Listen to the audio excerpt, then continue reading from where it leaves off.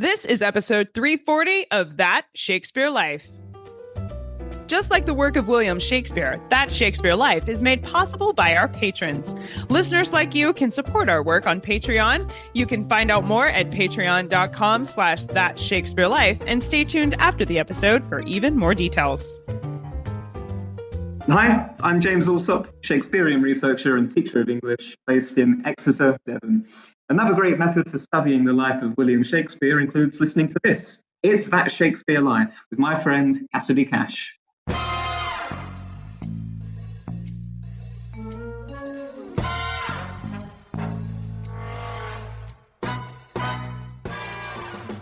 In this case, Thomas Kyd's whole stuff from Seneca, it's a huge hit. And so now, of course, all the other early modern playwrights want to jump on the bandwagon and outdo him.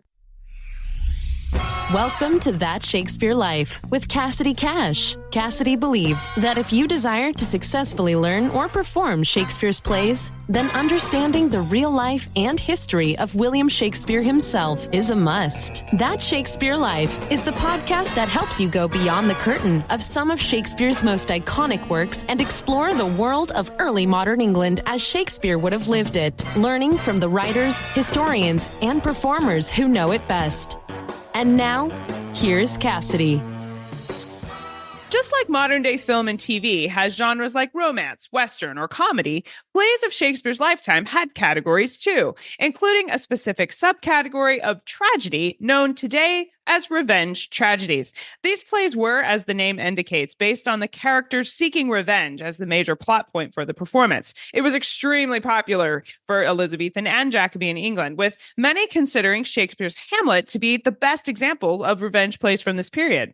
We're delighted to welcome back to the show Rhona Silverbush and Sami Plotkin to talk with us about the contents and other spooky elements that constituted a good revenge play, exactly what made them so popular for Shakespeare's lifetime, and which playwrights, in addition to Shakespeare, were pinning this category into history for the 16th and 17th century. Rhona Silverbush and Sami Plotkin are co-authors of Speak the Speech, Shakespeare's Monologues Illuminated, held by Sir Derek Jacobi as a fabulous book, gloriously packed with information.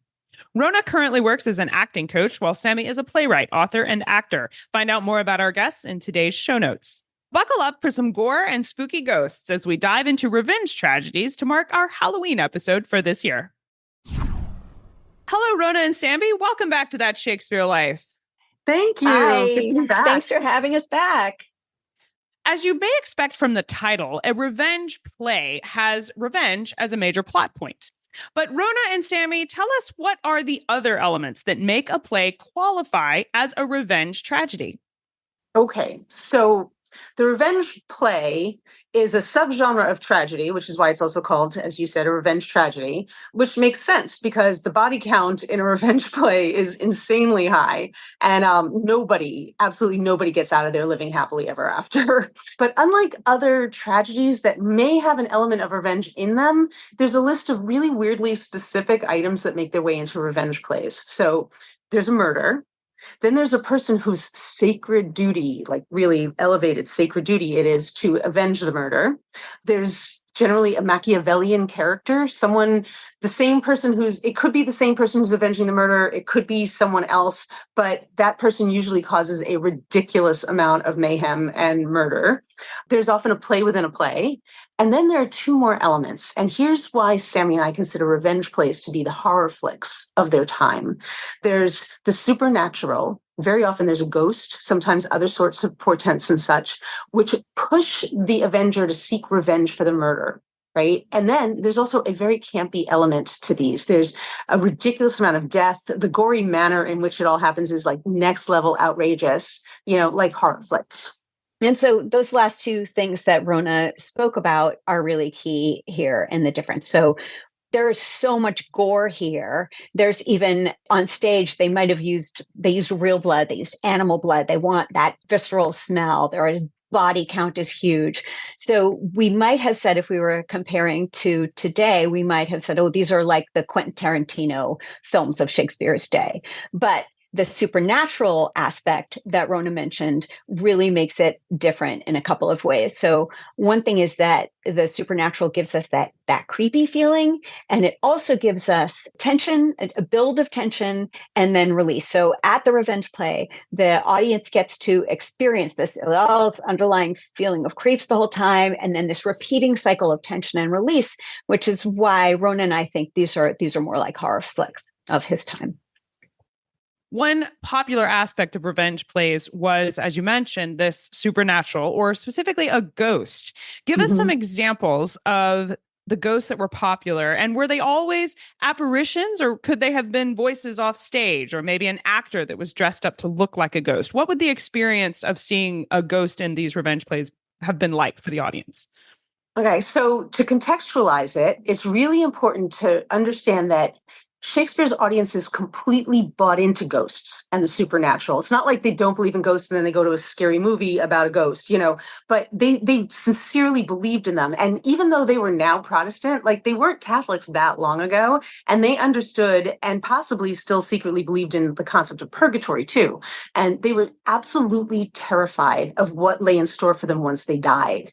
So these ghosts in particular, even though they believed in all supernatural, like witches, fairies, goblins, everything, but ghosts in particular really freaked them out because it reminded them of their own mortality and what might lay after they died in wait for them. So they were really, really, it raised the terror level through the roof. To answer your other question, it was an actor playing the ghost, because they wouldn't pass up the opportunity to totally freak people out by the presence of a ghost. And they could play with their trapdoors, their other stage doodads. In fact, scholars believe that Shakespeare himself played the ghost of Hamlet's father, the late King Hamlet.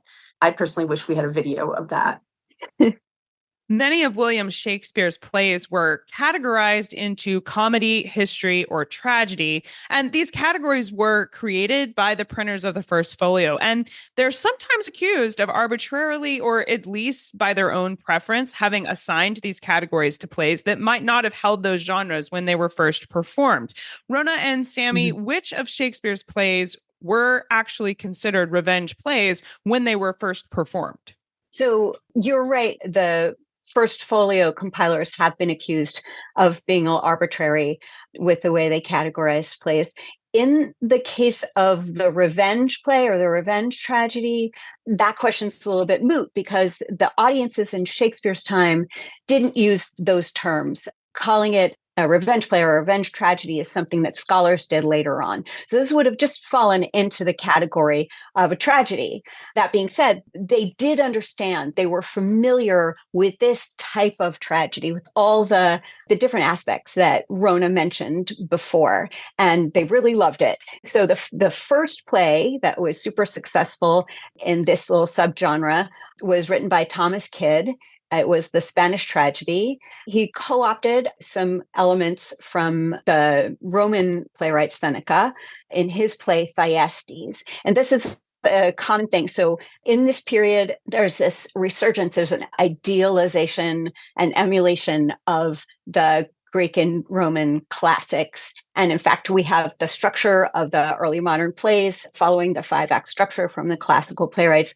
So this is a common thing. They're studying these things when they're in grammar school, and they're pulling stuff from this material. So in this case, Thomas Kyd pulls stuff from Seneca. It's a huge hit. And so now, of course, all the other early modern playwrights want to jump on the bandwagon and outdo him.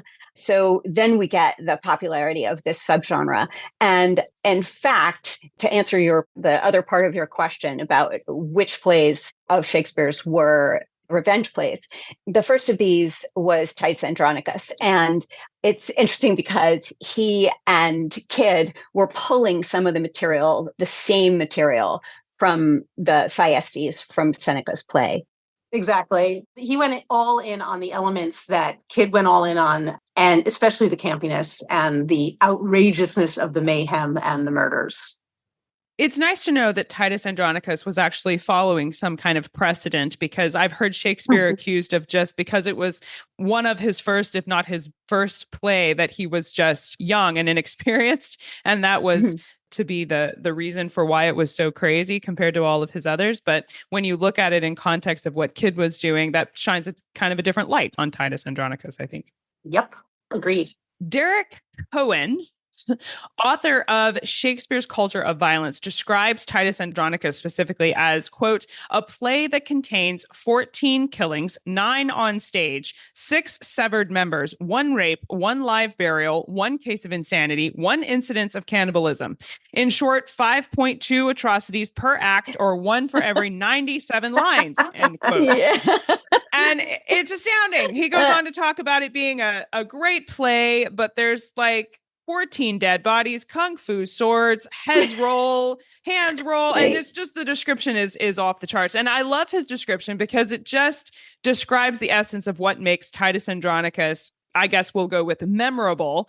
But Rhona or Sami, was a good tragedy in Elizabethan England defined by how much gore you could pack into one story? I would say a good tragedy, but I would say a good revenge play, a good play in this subgenre, absolutely. And I remember when Rhona and I were writing Speak the Speech, we read aloud all of the plays so that to help us choose which monologues we were going to put into the book. And when we got to Titus, we were sitting in a brightly lit New York City apartment in the middle of the day. It was so horrifying. By the end of it, we were just screeching.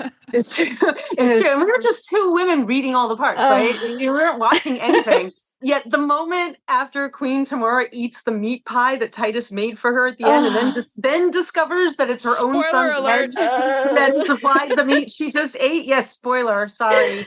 We were screaming. Yeah. We were screaming. It's amazing the effect that just reading the play had on us. And really, that is, I think, it speaks to the construction of it and how brilliantly it was constructed, because the pace of the violence grows faster and faster and faster and faster and faster as the play goes on. Like the spiral just gets tighter and tighter and tighter, right? And it's clear that Shakespeare is just having a ball with it, right? So yeah, he took a lot of the ideas from Thyestes and Kyd, right? But his craftsmanship just made it, chef's kiss, gorgeous horror flick.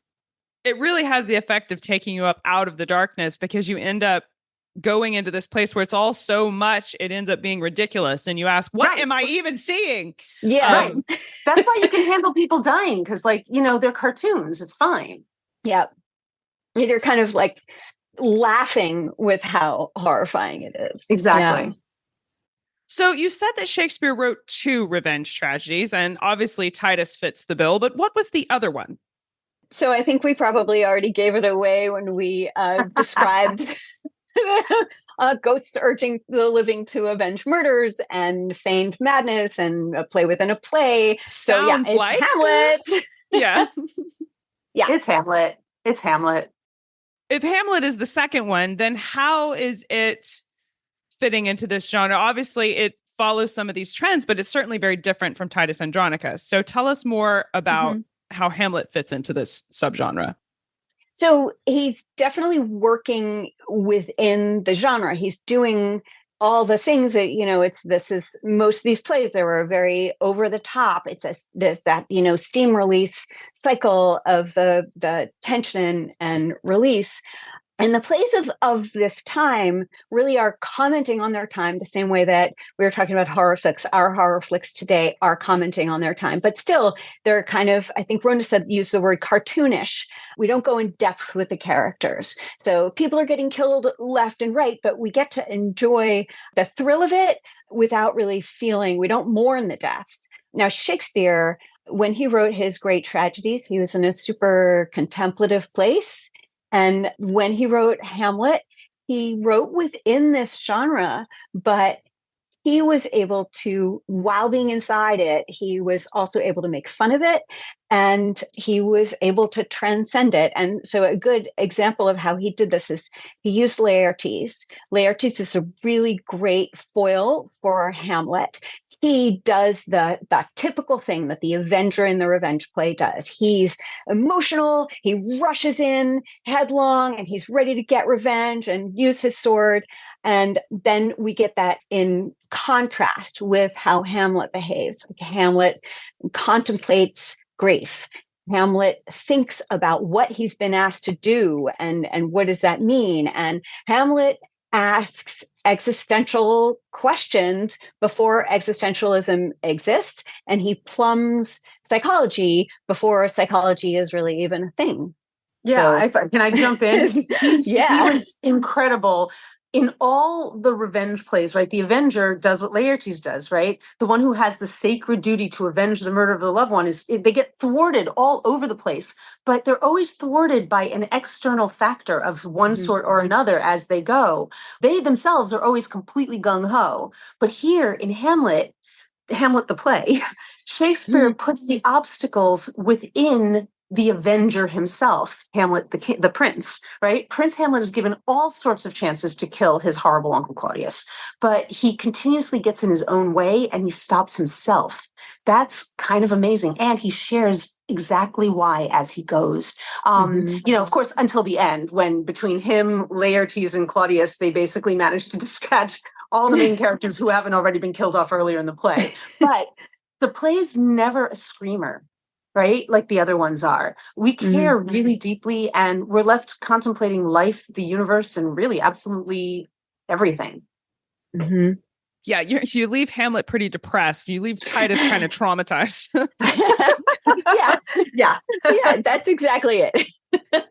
Well, we've talked about how Thomas Kyd kicks off this fueling of a fire of, hey, let's see how far we can push this envelope here with the Spanish tragedy. And Shakespeare obviously follows suit with Hamlet and Titus, but he's hardly the only one that takes Kyd up on this offer. We've got John Marston and Marlowe that are also writing revenge plays. Was there a kind of competition during the life of William Shakespeare among these playwrights to see who could produce the best revenge play? And if so, who was it that was ranked best during the Elizabethan period? Not perhaps as we've assigned it today looking back, but when they were actually being performed in the 16th and 17th century, was there a single playwright who was known for this in the way that we might attribute M. Night Shyamalan or Stephen King as being known for the horror genre today? Was there somebody that stood out like that for this kind of subgenre in Shakespeare's lifetime?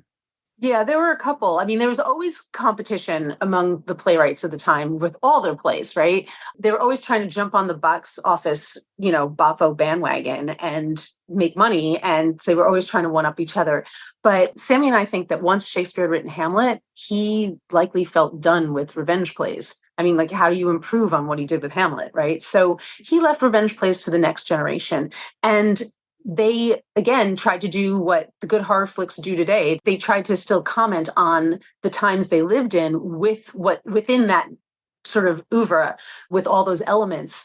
Yeah, they really picked up steam, but he just stayed out of it. So there was, George Chapman was known, John Marston, John Webster, John Middleton, a lot of Johns. And they were all considered really good at the revenge tragedies. Slightly later. Yes, slightly later. Just slightly later. Were revenge plays ever based on real Elizabethan events? I mean, you mentioned that they were commenting on what was going on in their current times, but I think about, was the Duchess of Malfi being based on the murder of the real Duchess of Amalfi, for example? Were they making these kinds of connections? Well, that's the one that comes to mind for us too. John Webster, who I just mentioned, he wrote it.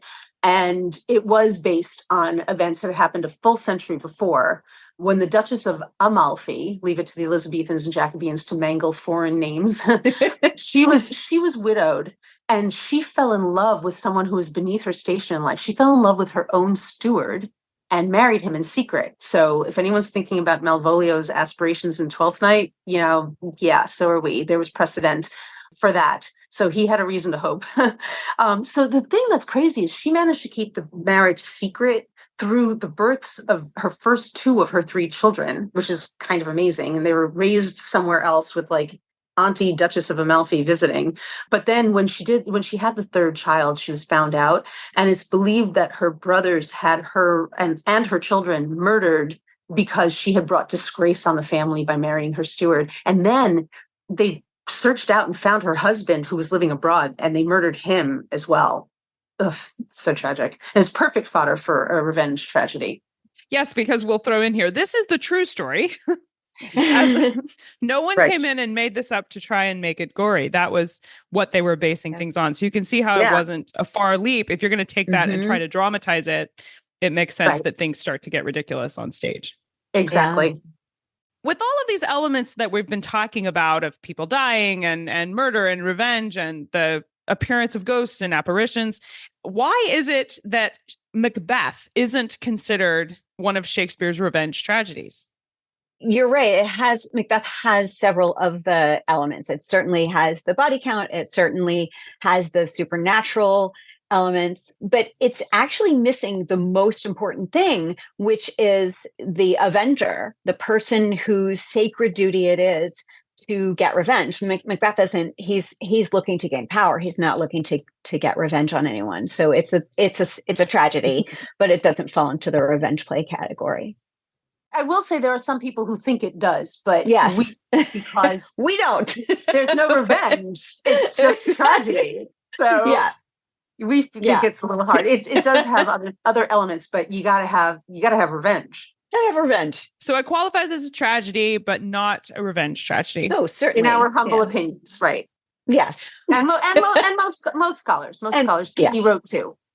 Well, I know we would love to learn more about revenge plays and how they were staged for Shakespeare's lifetime. Tell us about your own work in this area, as well as some of your favorite books or resources that you found while you've been doing this research that you might recommend we use to learn more. Okay, well, we always recommend our book. Yeah. It's a treasure. It's a treasure trove because it has a lot of aspects of contextualization, sort of what you're attempting to do with this very beautifully with this podcast, so that's the speech, Shakespeare's monologues illuminated. But with regard to, and we talk about all of these things in there, but with regard to stagecraft about revenge plays, about stagecraft of his plays in general, but they do talk about the revenge plays. We like Shakespeare's Theater and the Effects of Performance. It's a collection of essays by 9 different Shakespearean scholars, and it's compiled by Farah, Karine Cooper, and Tiffany Stern, and it talks about all of that stuff. That's fun. Yeah, the fake blood thing, and real blood thing, and the real blood thing and the fake blood thing was some vermilion that they used for cosmetics. And so I don't want to ruin my very expensive costume. So I take my red handkerchief and I hold it. This is my injured arm. So you can find out handkerchiefs. A lot about that stuff. We also sent you a link for a really interesting article about revenge plays. It's called Revenge Tragedy, Society's Mirror, or the Pornography of Violence. And it's in a publication called the Cambridge Critique. Could put the link in there. These are excellent resources. And yes, of course, we will promote your book as some place for people to start when they are looking for more information on revenge tragedies and how they're done. But thank you for sharing all of these resources with us. We will absolutely place a complete list of these recommendations in the show notes for today's episode. So stay tuned for the URL for where to find those.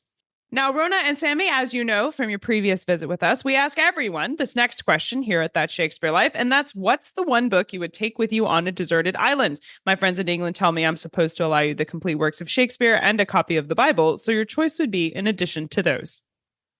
So the last time you stranded me, when I was rescued, left behind above the high water mark, the beautiful 20-volume copy of the Oxford English Dictionary. So I've got that waiting for me. So I'm going to allow myself a beautiful piece of fiction.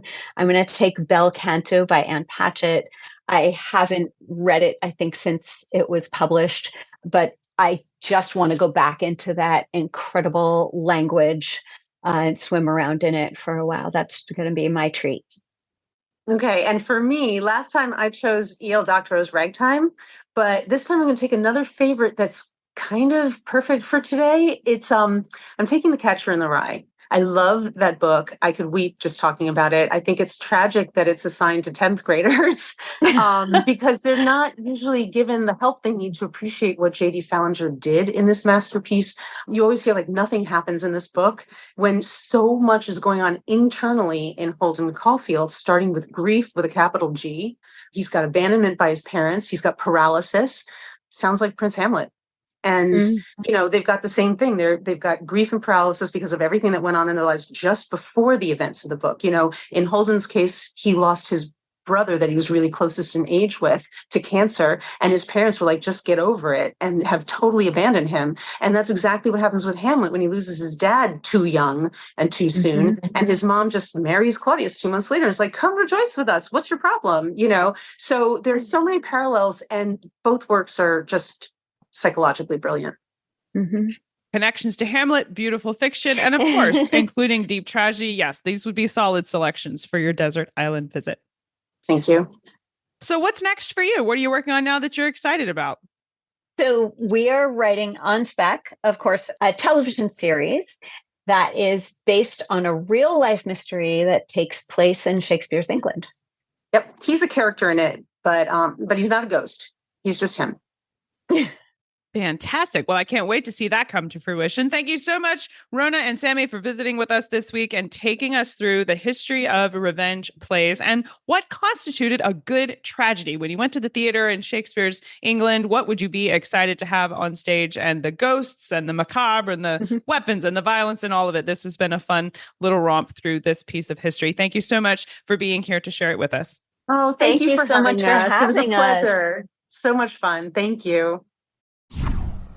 If you're excited about some of the gory details of this revenge tragedy history and all of the resources that Rhona and Sami have recommended for you today, including links to their books, as well as some of those articles that talk about the mechanics of how some of the gore in Titus Andronicus might have been accomplished on stage, you can find a link to all of these resources, as well as more information on our guests in the show notes for today's episode.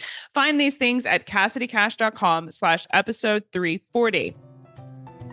Don't forget that patrons of That Shakespeare Life can access detailed show notes for today's episode that shares visual content we aren't able to share on the audio. Inside the detailed show notes this week, you can find more information on Titus Andronicus, on Hamlet, on the various playwrights like Middleton and Webster and Kidd who were writing from this category, and so much more bonus history packed into the show notes from the behind-the-scenes research that went into the making of today's show. You can find all of these things by clicking the Patreon button on our regular show notes page at CassidyCash.com/episode 340. That's CassidyCash.com/EP340.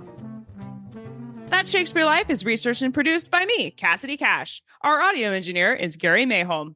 That's it for this week. Thank you for listening. I'm Cassidy Cash, and I hope you learned something new about the Bard. I'll see you next time. Bye-bye.